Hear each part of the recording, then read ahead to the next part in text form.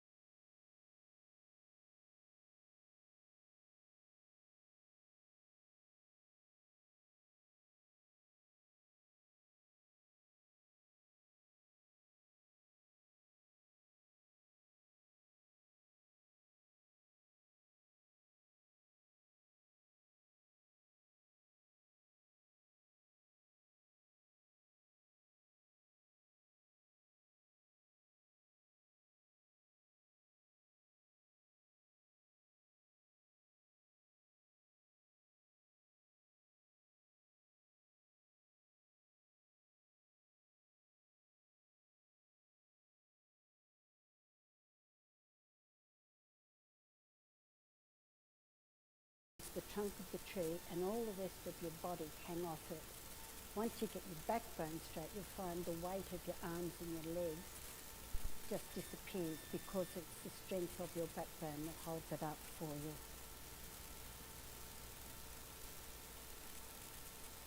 shoulders are level, arms relaxed, just like the branches of a tree, as I was saying. Now, if you just watch me for a moment, see this part of my chest. Most of us, I'll exaggerate here, but most of us are inclined to sit like this. Watch this part of my chest. So as I lift this part of my chest, not like this where I'm uncomfortable, but just lift it comfortably, you'll find that it'll automatically start to straighten your backbone for you. And it'll be much easier to get yourself stable with backbone and then your bottom. So you've lifted your chest a little bit. The other thing you notice when you lift your chest is that when you sit like this, your chin is right down. But when you lift your chest up, what happens is that your chin also comes out a little bit, not looking straight ahead, but looking down in front of you, so that your chin is sort of lifted a bit, but not too much. And that's the perfect position for meditation. Don't lift it too high, or you'll become agitated. Don't drop it onto your chest, or you'll fall asleep. So it's just that slight lifting as you lift your chest up.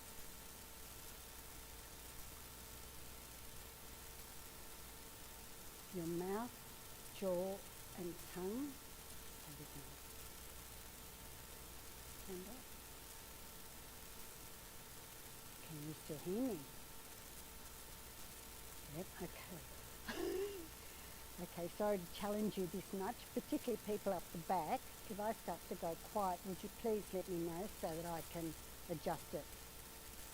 How are we going, Donna? Okay. All right now? Whoa, okay.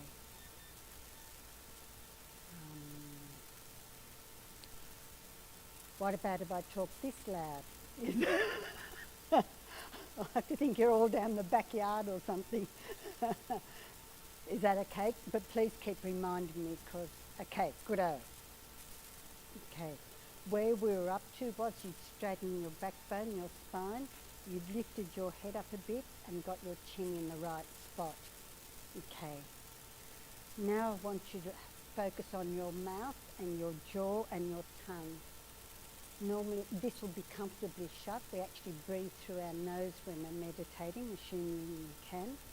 And your tongue rests gently in your mouth, or if you wish to be completely correct, it actually sits behind your upper teeth, just touching the back of your upper teeth.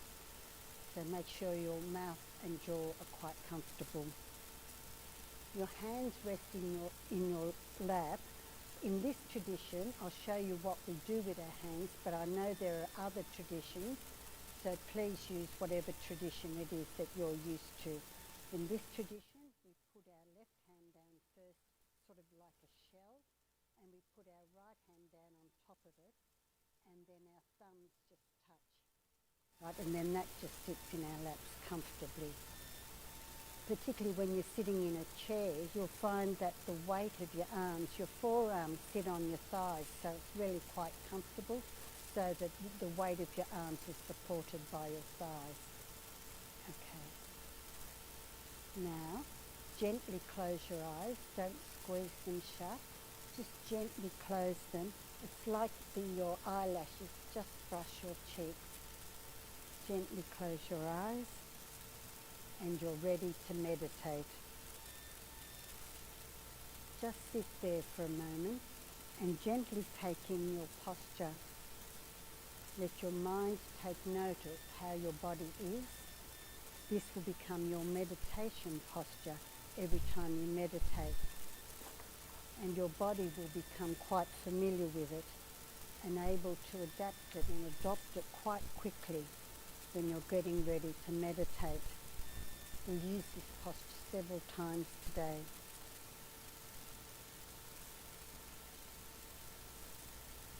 Keeping your eyes gently closed, just listen to my voice. Here we go in meditation. First, let's focus on our bodies and get them ready to meditate. Take your mind to the top of your head, and then we're going to do a body scan. Starting at the crown, coming down, checking for tension. Crown, your head, your face, neck, shoulders, arms, checking as you go, body, legs, knees, ankles and toes. Pause there and check. Is your body relaxed and comfortable? Not so comfortable that you'll fall asleep, but ready to focus on meditation. If you need to move just a little bit to settle, please do, but try not to disturb yourself.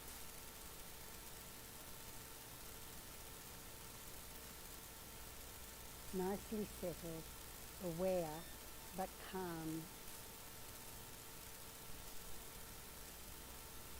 Now bring your mind in again. Take your focus back down to your toes. Then gently scan back up. Toes, feet, ankles, knees, legs,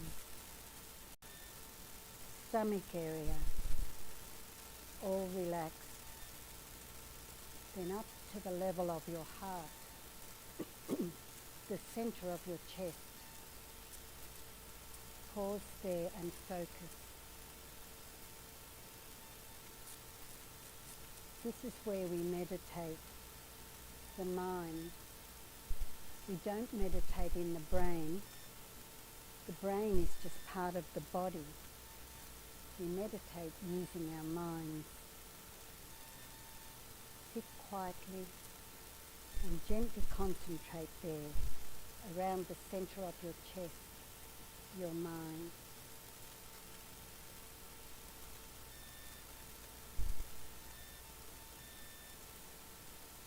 Now expand your focus.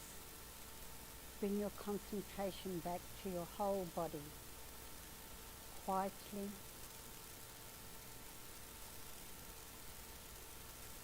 Stillly, if that's a word. Nothing to do, just observe, observing your body. At peace and calm. You may wish to observe your breath just inside the tip of your nose, or you may be aware of the rise and fall of your chest. Gently rest your mind on whatever area helps you to be aware of your breath as it goes in and out.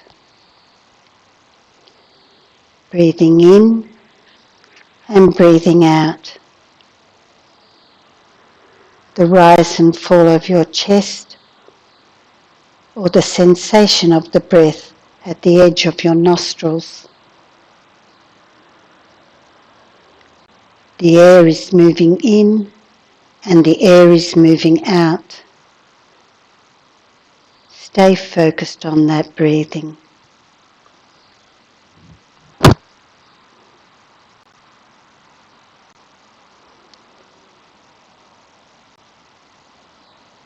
Let go of all agitations and distractions. Let go of thoughts and memories of the past, plans and imaginings for the future. They are of no use to you now.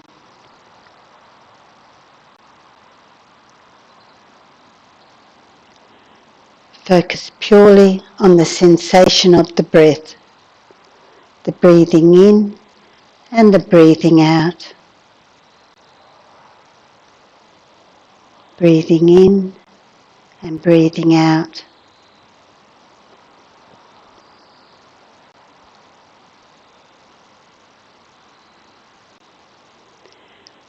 Have you lost your concentration?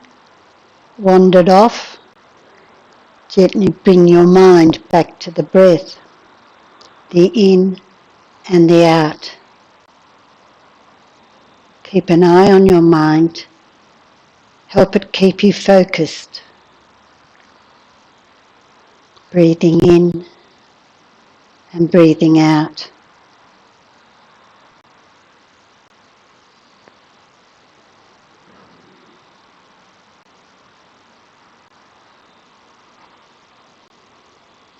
If you are distracted, gently notice this, then shift your focus back to the breath. Keep your mind alert but calm, breathing in and breathing out.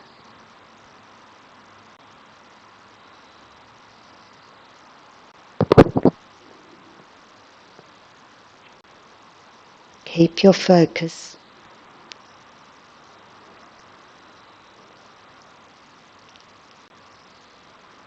The tip of your nose, the rise and fall of your chest,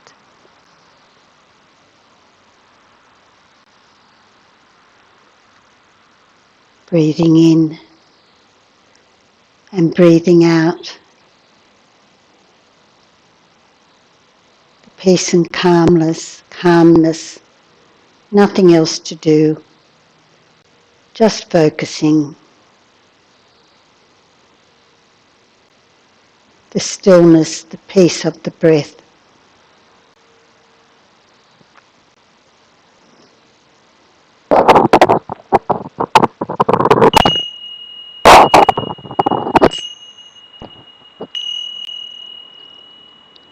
And when you're ready, gently relax your concentration and open your eyes.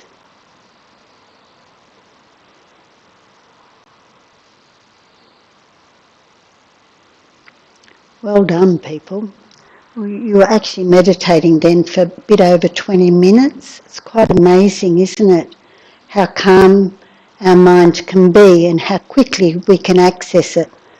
Not that we can do it all the time, of course not, but it's there ready for us to access it when we are able. Great work. So let's check the theory of what we just did.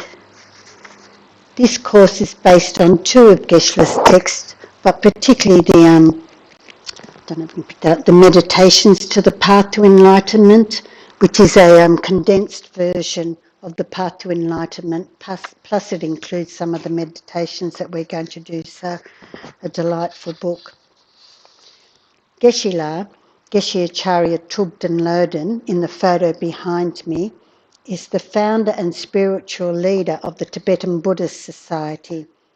It is because of him that we are able to gather here today in this marvellous traditional Tibetan temple and garden surrounds that I was talking about before.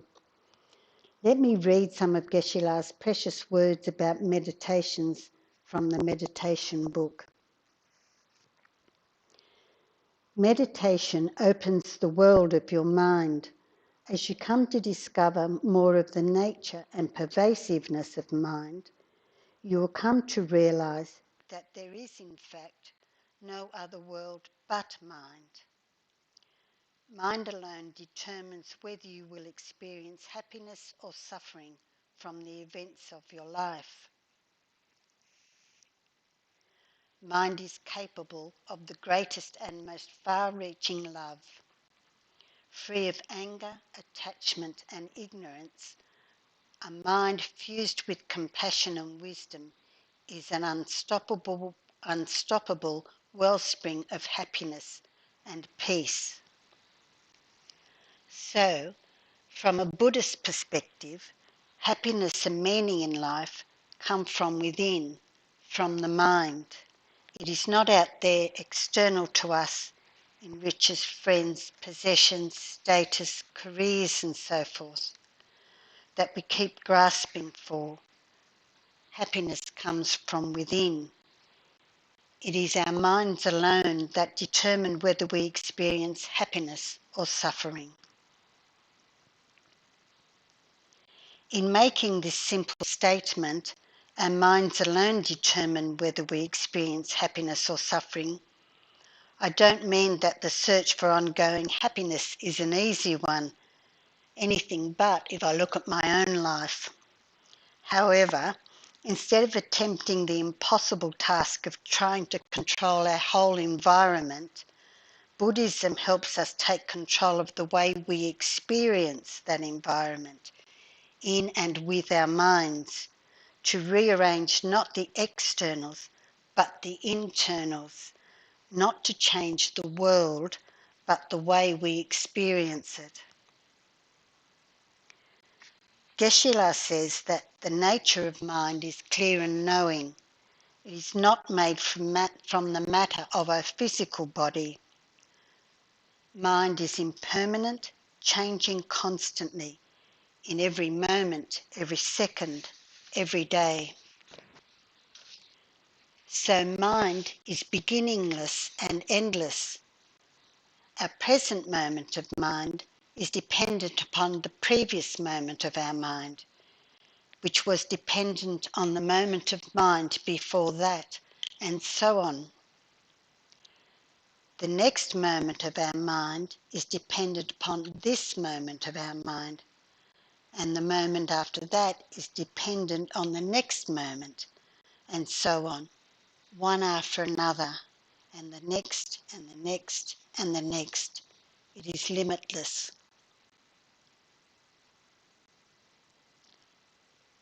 As we reflect on mind, we start to see the beauty of meditation, the potential of meditation to help us influence and take control of our minds and to direct them as we wish.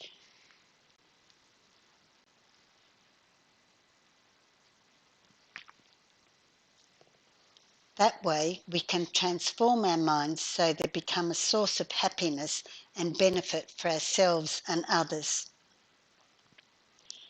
Geshe defines meditation as thoroughly and deeply acquainting the mind with objects of virtue. So what are these objects of virtue? I really like this. Objects of virtues aren't anything particularly profound. Objects of virtue are positive states of mind, anything that makes our minds happy. That's all we're looking for, anything that makes our mind happy. So virtuous minds are by nature happy and the source of future happiness.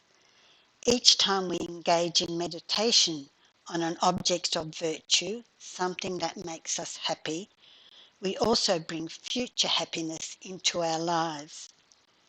Basically, there are two broad categories of Buddhist meditations: stabilizing meditations and analytical meditations. In stabilizing meditation, the mind becomes still and focused directly, single-pointedly, on one particular object of virtue. Analytical meditation moves through an analysis to arrive at a clear conclusion. We'll look more at these two types of meditations in the weeks to come. However, the breathing meditation that we just did is a bit different. In some ways, breathing meditation is sort of like the gym program for our minds. Breathing meditation builds up our mind meditation muscles, if I can call them that. Breathing meditation strengthens our minds so that we can improve our analytical and single-pointed meditations. So breathing meditation can be very helpful in making us feel peaceful and happy, establishing and restoring the peace and happiness of our minds. Indeed, many people say that breathing meditation is actually their favourite meditation because of what it is so peaceful and what it does for our minds. All that junk we create in our lives, all that mental congestion, that ifing and butting, that worry, anxiety, concern, just falls away and disappears. So Buddhism is about mind training, learning how to train our minds so that they are more peaceful and happy. We can do this by studying Dharma, the teachings of Buddha, or we may do it through experiencing Buddha's wisdom through meditation, which is the basis of this course. So, let's do another meditation. One of my favourites, and I'm sure many of you, like me, have done it before. I don't think that matters at all. I actually think it's an advantage to have done a meditation before, because you can go with the flow of the meditation and focus on what's happening in your mind, and don't have to focus so carefully on what I'm saying. But either way, doing this meditation I think is a really beautiful experience. The one I'm going to use now is a roses meditation, and I'm sure you're going to enjoy it.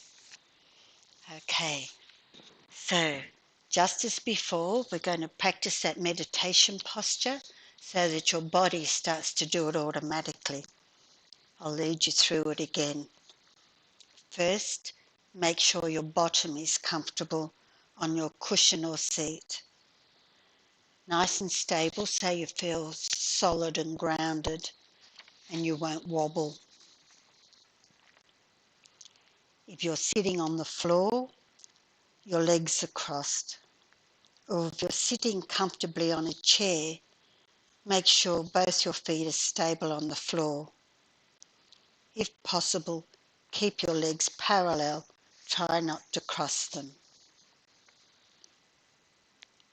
Your backbone is straight, like the trunk of a tree. This is very important because your backbone takes the weight of your body as you meditate.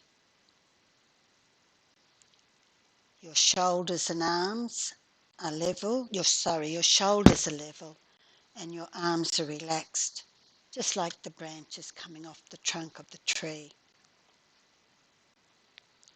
If you lift your chest up a little, as I was showing you before, just bring your chin up. It'll bring your chest up, and you'll find that you naturally straighten your back so that it's comfortable with no tension. When you lift your chest, you'll find that your head will naturally tilt slightly forward, not too far or you'll go to sleep, and not too high or you'll become agitated. Mouth, jaw and tongue are natural and comfortable. If you wish, just gently put your tongue behind your top teeth. That's actually a way of controlling the saliva flow, and it can be a bit more comfortable, but it's certainly not essential. Hands are resting in your lap. Left hand first, right hand on top, thumbs just gently touching. That's the traditional way, but basically whatever works for you is the way to go.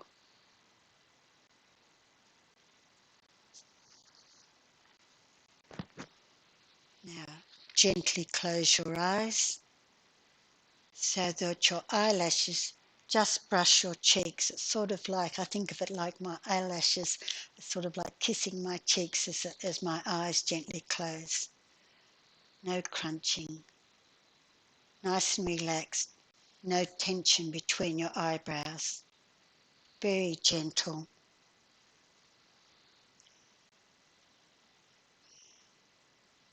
Now, very gently, just put a half smile on your face.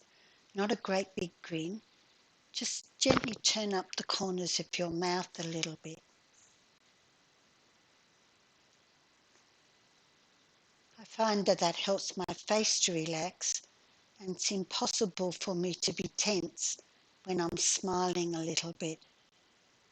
So sometimes it's helpful to just do that with your face as you prepare for your meditation and get yourself into your meditation posture.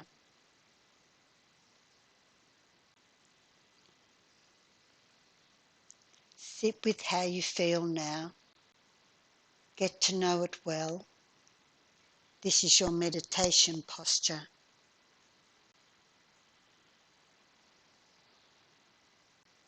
You'll find that as you keep meditating, that even starting to do this posture will become a trigger for your mind, and you'll immediately find that your mind starts to settle and your breathing slows down and relaxes. It's actually quite beautiful.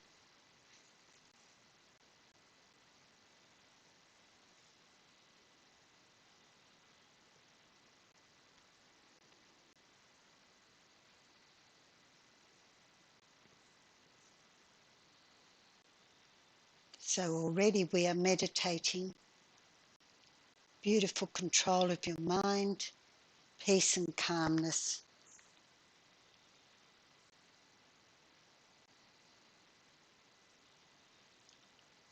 Take your mind to the top of your head, to the crown. Focus there. Then we'll gently scan down just as we did before. From the crown of your head, down through your face. Check for any tension. Just let it go.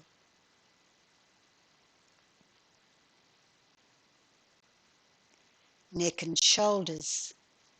This can certainly be a part where you can hide tension, not really aware of it. Let your neck and shoulders relax beautifully, comfortably. A place of peace.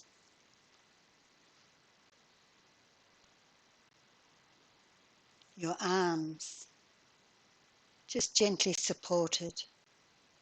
Your hands, how nicely they fit. Your body, your legs.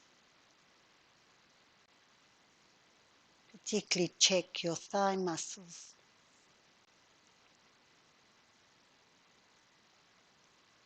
Let them relax. The back of your calves, nice and soft.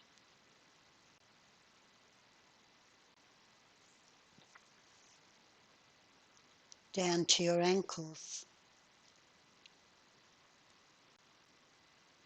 Your feet and your toes.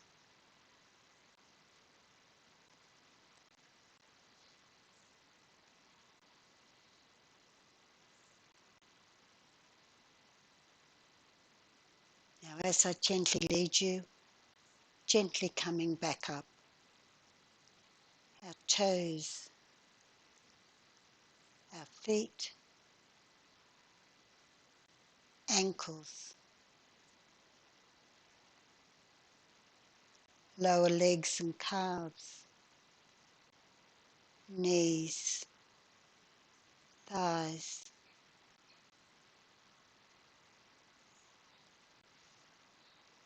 stomach area, center of your chest, where your mind resides, where you do your meditation.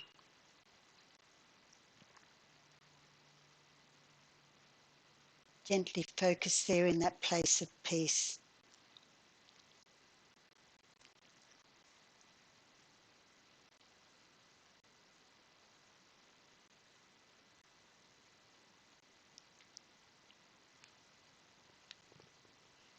Slide your concentration across from your body to your breathing. Bring yourself back to what you did before, maybe the tip of your nose or the rising and falling of your chest. One breath at a time, breathing in and breathing out. Breathing in and breathing out. Just to your natural rhythm, nothing unusual, just observing.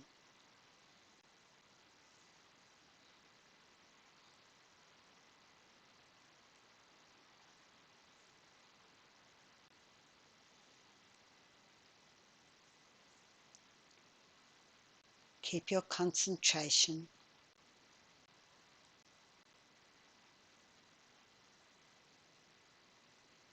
If it's hard to keep on focusing, just watch your breath and wait for one particular breath to come along, and watch that one come in and go out. Then wait for the next one and focus on it.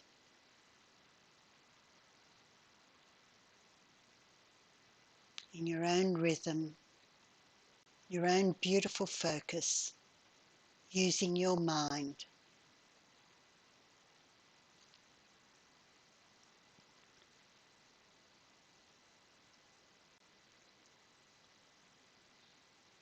Mind, the place of calm and peace.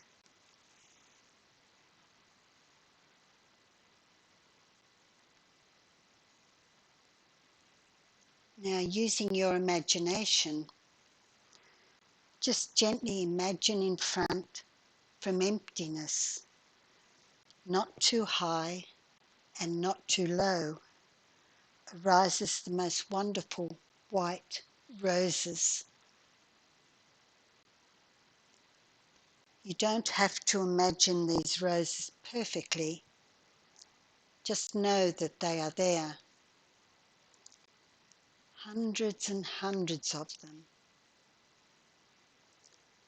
extending as far as you can imagine and beyond. Oh my!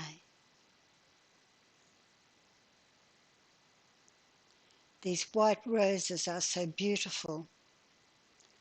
They are exquisitely shaped and have so many petals. As you breathe in, the delicate perfume completely fills your body, and you are full of the most marvelous peacefulness.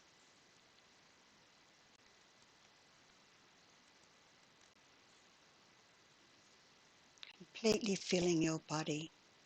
Beautiful peacefulness. These lovely white roses.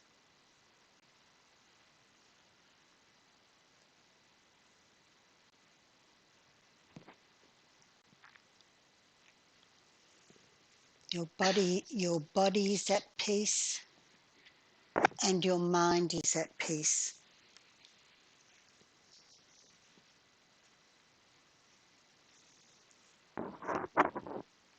Sit quietly and focus pointedly on this happiness for a time. The happiness of peacefulness.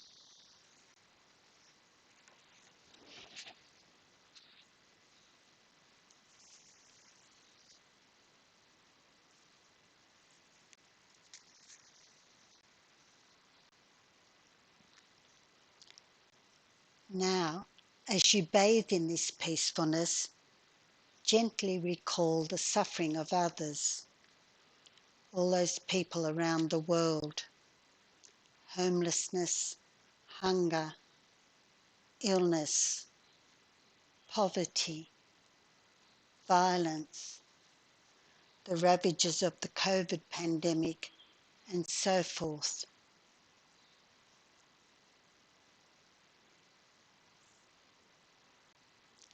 Probably we can do very little directly about their suffering, but we can train our minds to hold these people tenderly in our hearts.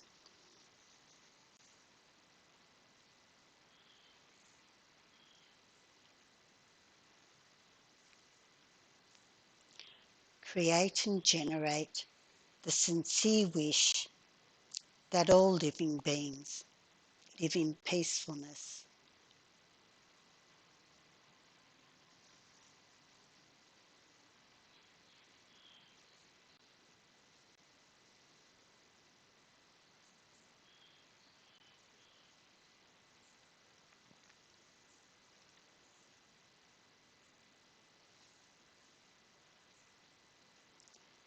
Now, using your imagination, gently imagine in front of you, from emptiness arises the most delightful orange roses.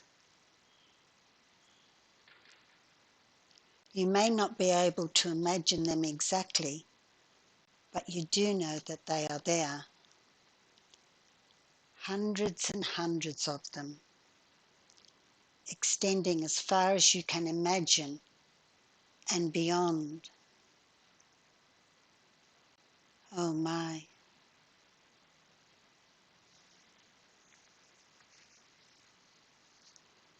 These orange roses are so beautiful. They are exquisitely shaped and have so many petals. As you breathe in their delicate perfume, it completely fills your body with the most marvelous wisdom and compassion.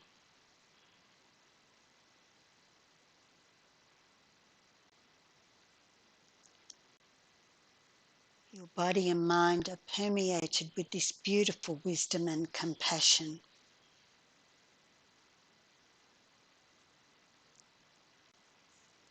Sit quietly and focus on this happiness of wisdom and compassion for a time.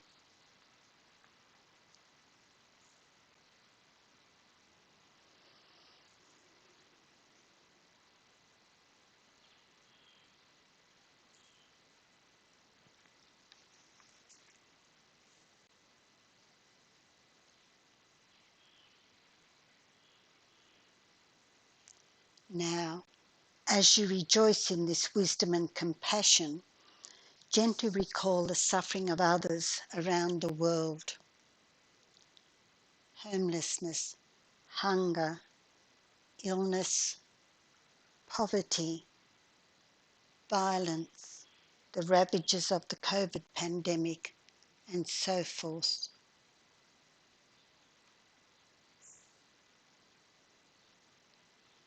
We probably can do very little directly about their suffering, but we can train our minds to hold these people tenderly in our hearts.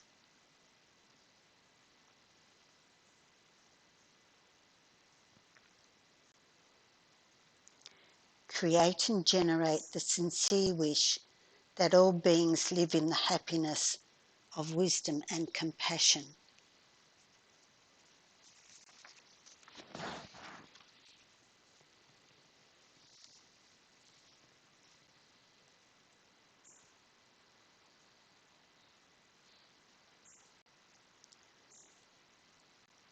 Now, gently using your imagination again, gently in front arise the most magnificent red roses. You may not be able to see these ones exactly, but you know they are there. Hundreds and hundreds of them, extending as far as you can imagine and beyond. How beautiful.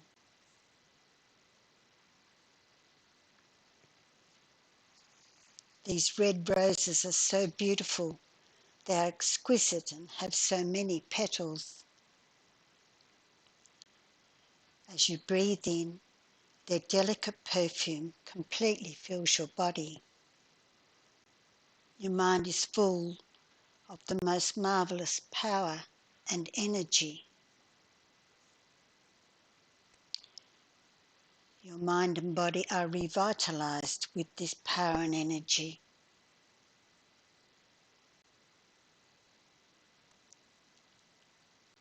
Sit quietly and focus on this happiness of power and energy for a time.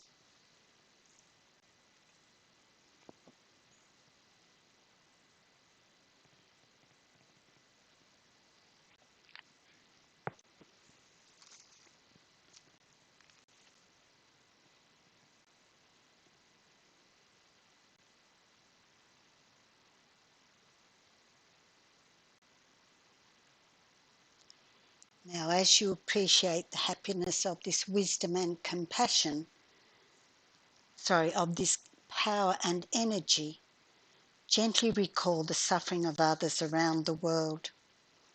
Homelessness, hunger, illness, poverty, violence, the ravages of the COVID pandemic and so forth. We probably can do very little directly about these people's sufferings, but we can train our minds to hold these people tenderly in our hearts. Generate the sincere wish that all living beings have power and energy.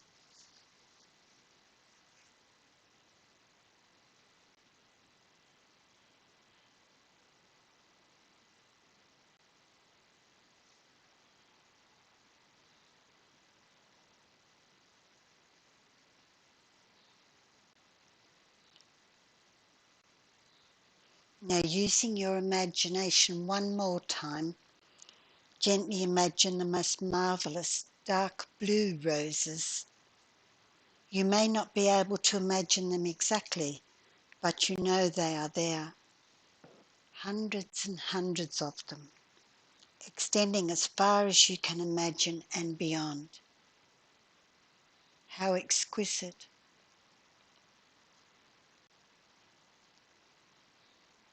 These dark blue roses are so beautiful. They are exquisitely shaped and have many, many petals.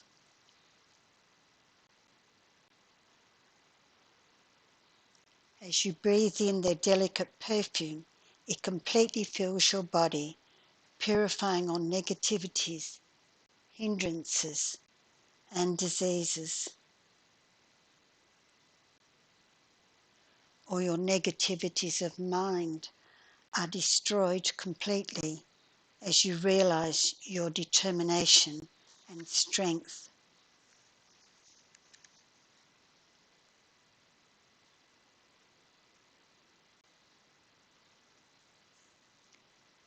Sit quietly and enjoy this happiness of determination and strength for a time as you focus single-pointedly on it.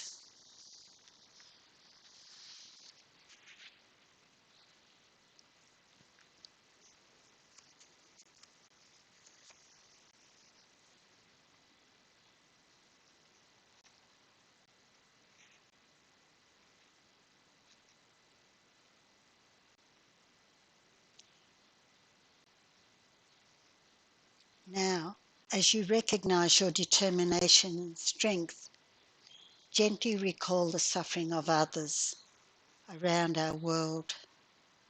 Homelessness, hunger, illness, poverty, violence, the ravages of the COVID pandemic, and so forth. We probably can do very little directly about their suffering, but we can train our minds to hold these people tenderly in our hearts.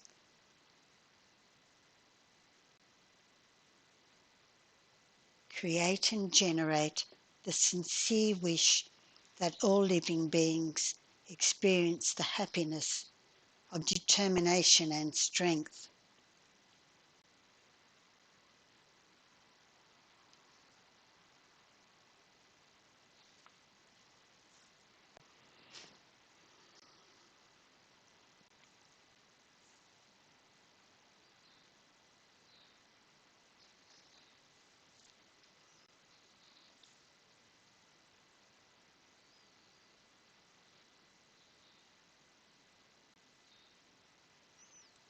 Before finishing this meditation, take a moment to reflect on your mind, how peaceful your mind is,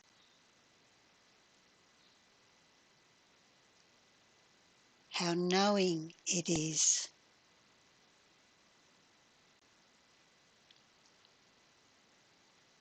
how powerful,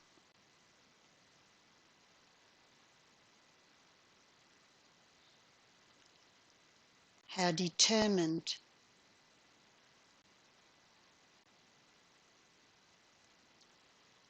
and how pure.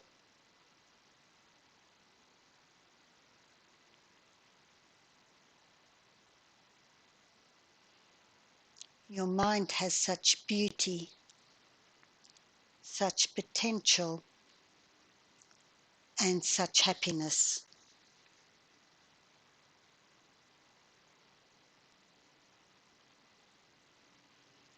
Quietly enjoy this knowing.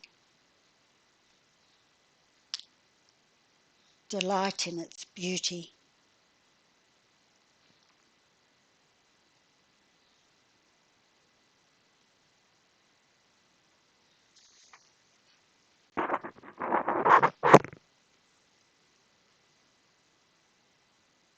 And place this knowing in a special place in your heart.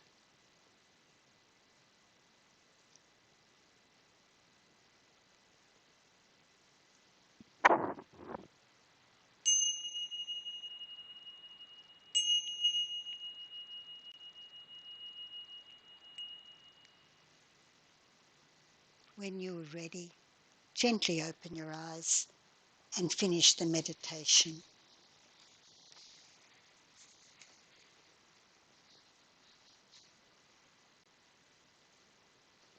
I'm hoping you enjoyed that. Pretty good. It's beautiful, isn't it? Now, we think these things are external to us, but I can only say words. It's you who create the beauty of that meditation, and it's your mind that does it. And I think that's the wonder and the thing that blows my mind about meditation is that we can do this ourselves. We don't. It's not someone else doing it for us. It's all within us. Very beautiful indeed.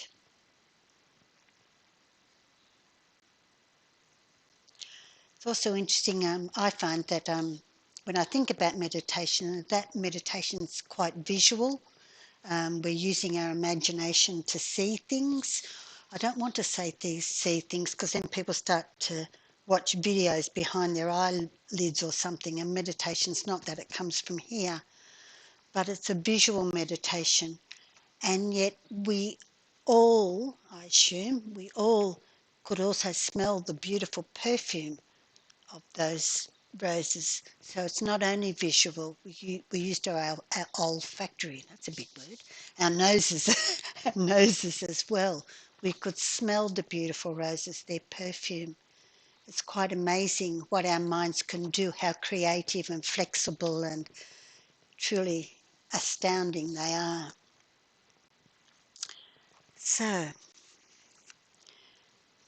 when I've run these classes before, I've used verses which I really enjoy doing, so I thought I'd do it again this time. So, Marnie, I'm looking at you, thank you. So, I thought it'd be lovely to finish each of the sessions each week with a well-known verse of Buddhism. This week I've chosen a verse from the Pandit, the scholar, called Shantideva. As with the meditations, I'm sure some of you will know this verse very well. But every time I look at it, it just blows my mind. So it was one of the first things Geshe said that I actually heard, and I was so grateful for his gift of this verse. So Shantideva was an 8th century Indian Buddhist pandit, and he became one of the most renowned and revered and esteemed figures in the entire history of Buddhism and Mahayana Buddhism, which is the Buddhism that we practice in this centre.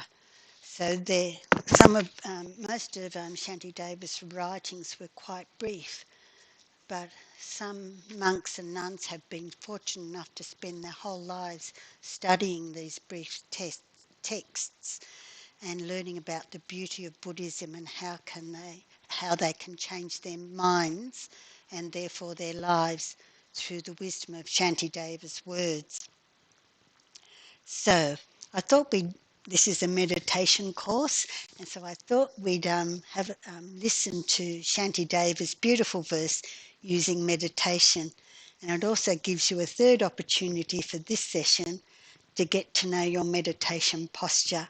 And I know what's going to happen is that before I even start going through the steps, you people will start to do it automatically, which is really wonderful because it means that already your body is being trained in how to do meditation and your mind is taking your body to that space. But I'll lead us through it anyhow. First of all, settle your bottom. Yeah. Legs crossed if you're sitting on the floor or sitting comfortably on a chair with both feet stable on the floor. I can see you guys are already up to about steps 7 or 8, so fantastic work. Hands rest in your lap, right hand over left, thumbs just touching, backbone straight. Check that by lifting your chin up just a little bit. Not too high or you'll get agitated, not too low or you'll fall asleep.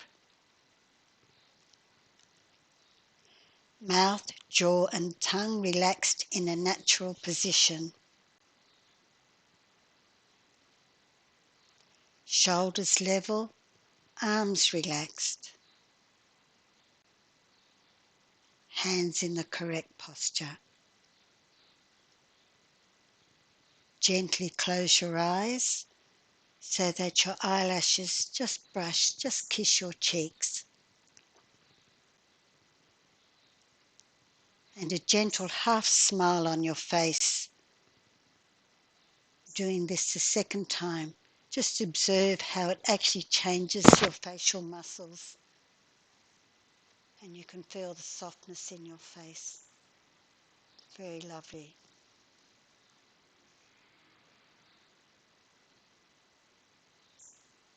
That is your meditation posture. Your body is already getting to know it very well. And your mind can lead your body through it.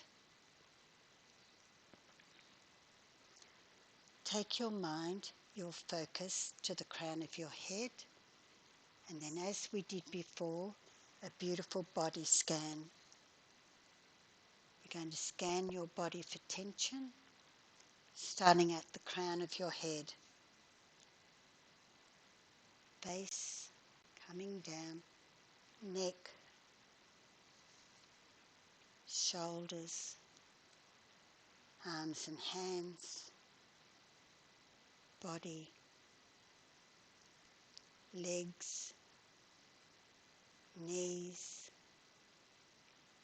ankles, feet and toes. Now scan back up and gently stop at your heart, the center of your chest. And in meditation, focus there. Hold it gently. Train your mind.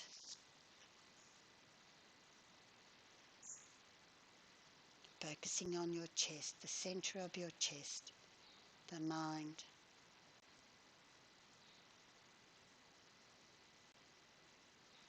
Now slide your concentration across from awareness of your body to awareness of your breath. The gentle breathing in and breathing out of your own natural rhythm.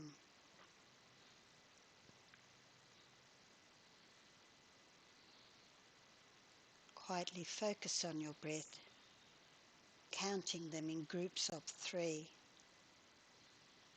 Breathing in, breathing out, 1. Breathing in, breathing out, 2. Breathing in, breathing out, 3. Then start again. Keep your mind focused in this rhythm. Lovely training for your mind muscles.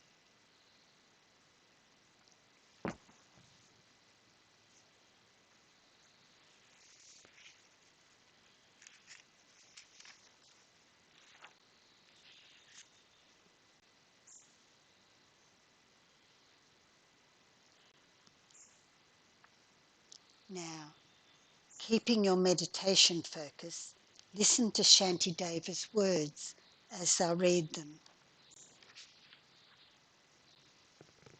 Shantideva says, to cover the surface of the earth, there would be insufficient leather. But the leather just on the soles of my shoes is equivalent to covering the earth.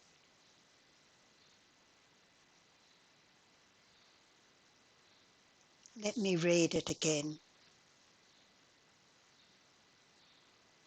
To cover the surface of the earth, there would be insufficient leather.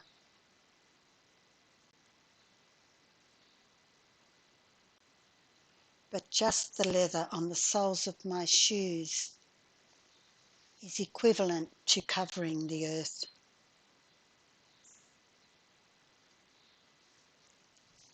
Shantideva's beautiful words from engaging in the Bodhisattva deeds. What is Shantideva telling us with these words?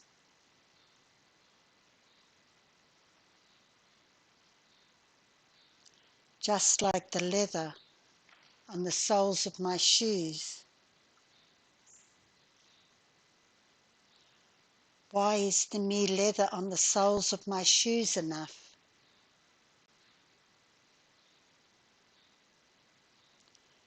How would that bring peace and happiness into your life?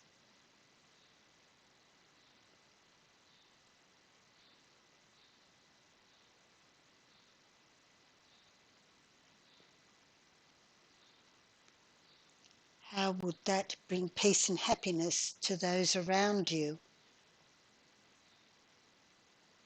Your family, your friends, neighbours, work colleagues.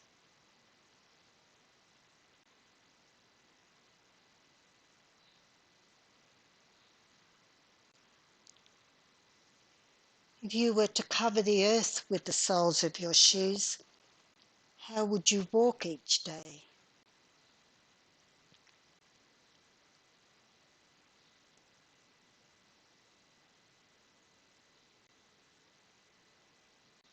What would each step demonstrate?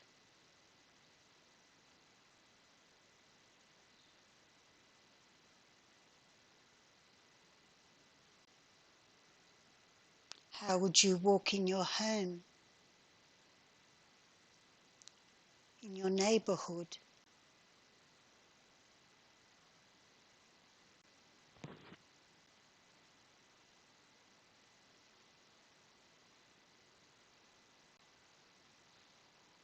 At work, with friends?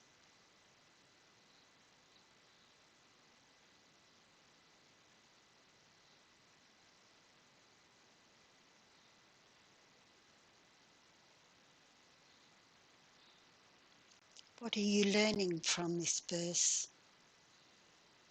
What is it doing for your heart and your mind?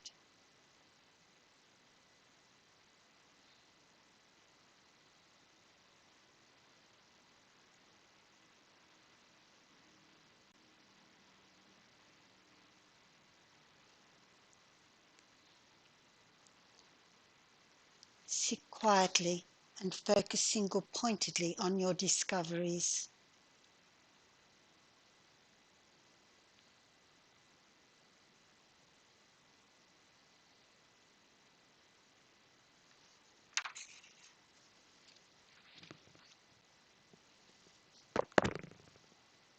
Seal them in your heart so that they are always there.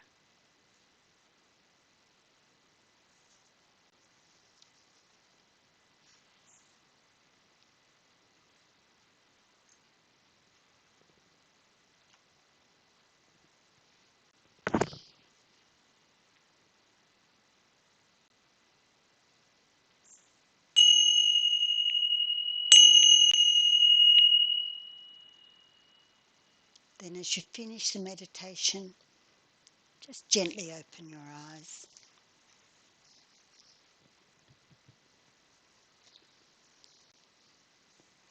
Beautiful verse.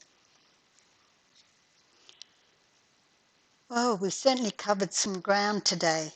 I never fail to be fascinated and impressed by how well people meditate, even when it's their first time at it, and how amazing our minds are.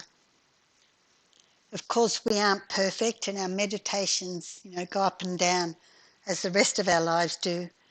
Sometimes things just don't work and it's a complete schmozzle. So be it, no problem. It's the nature of our minds at this stage. But for all of us starting the road of meditation today, despite our struggles and our wanderings, I think we should all feel pretty chuffed. I can feel the really peaceful settledness in the temple. It's really quite lovely. Yeah. So thank you for participating. I hope your meditations today have helped you with your healing and brought you some peace and happiness. Next week, session 2 will be the same time, same place. That is 1:30 p.m. next Sunday here in the temple or via the link. We'll do heaps of meditation again. The Roses meditation went for nearly 40 minutes, which I find is incredible. If I sat down here or at home and said, okay, I'm going to meditate for 40 minutes, I'd be lucky to get 3 minutes up before I started to get the fidgets.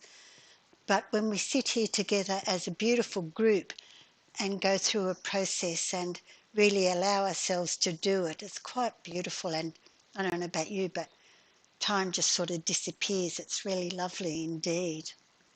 Yeah. So next week and in the following weeks we'll do heaps of meditation again, different sorts of meditation. We'll learn more about the styles and techniques of meditation. I'm going to ask you to do a favour for me, if you would. Just there on the little wooden thing, there's some little strips of paper. Could you take them up and put them... take them up and just pop them on the table for me? You'll help me? Thank you. Thank you. Right, okay. That's it. Great, thank you.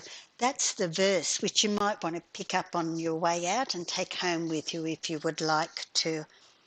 We've got a little bit of time if anyone has any questions.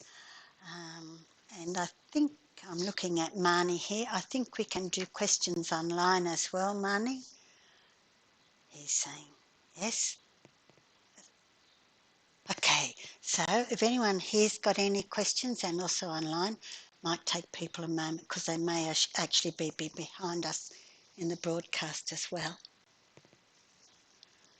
Any questions, comments?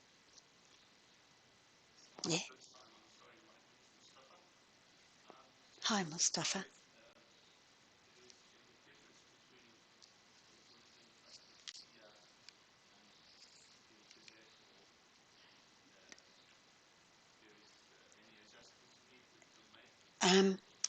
The Buddhist practice here, the question was about is there any difference?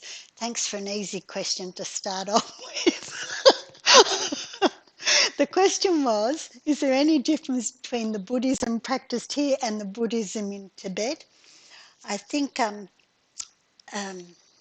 can I say?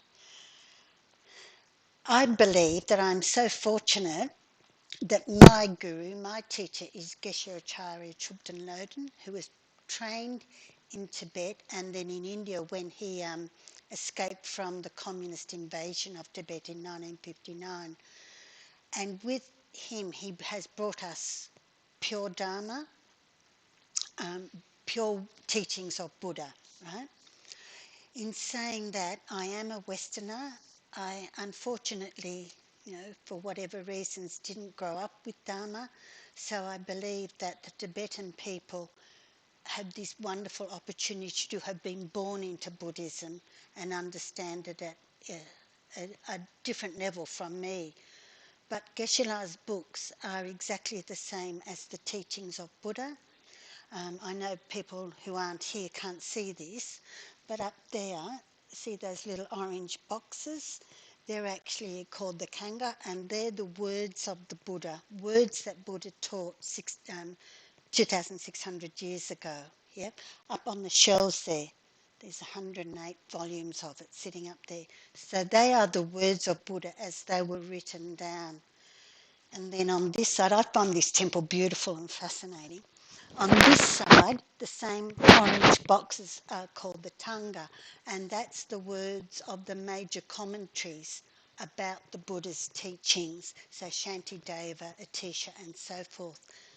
So Geshe has always taught us the Buddha's word and taught us directly. His books are full of quotations from Buddha and also these other amazing pandits and bodhisattvas. So I think my short answer is yes.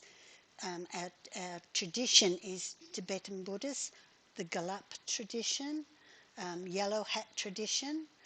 You'll see around the wall some of them have got red hats who were before us in our lineage, but our lineage has yellow hats, the Galup tradition of Tibetan Buddhism, the same tradition as the Dalai Lama, His Holiness who is up there. Yeah. So I reckon we're really fortunate. Yeah. Other people go other ways. Of course, we all should do what matches us. But for me, this is my heart. Yeah.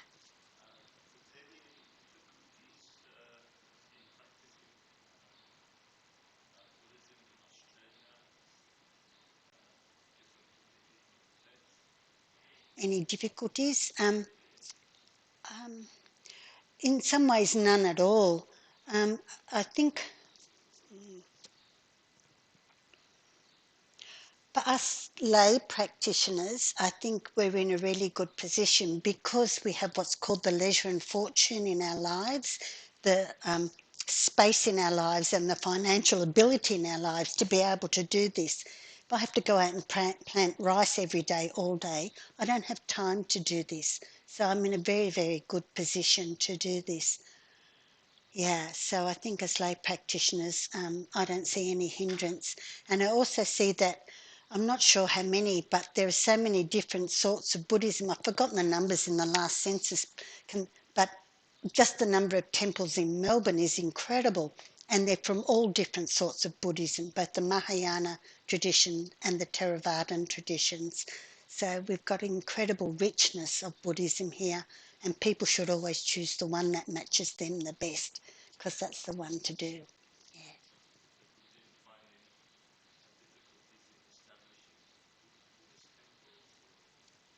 Um, Pardon?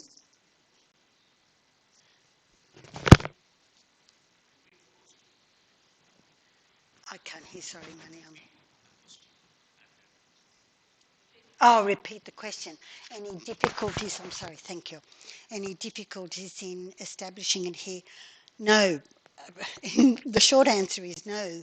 The longer answer is, of course, this sort of thing takes money and devotion and all those sorts of things, of course. Yeah.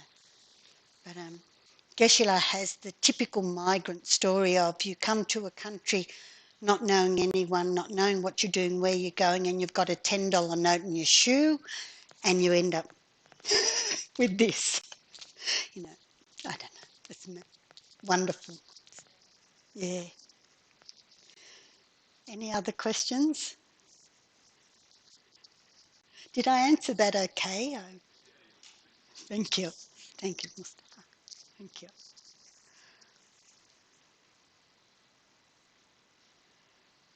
You've got a question?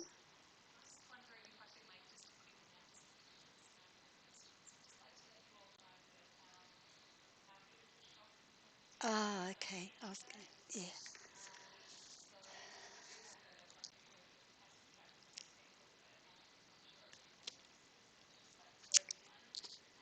Yeah.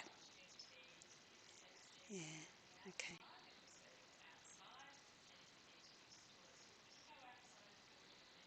Yeah. Thanks, Janita. Thank you. Yeah. So, thank you for coming today. I've enjoyed myself. I hope you have too. I've enjoyed the peacefulness that we've created here, and hopefully in your homes as well. and enjoy afternoon tea, as Janita was saying, and our wonderful enjoyment shop too. It too is having its grand opening, after 12 months of us all being locked down. So it's really good indeed. Thank you, people. Thank you for coming. Thank you.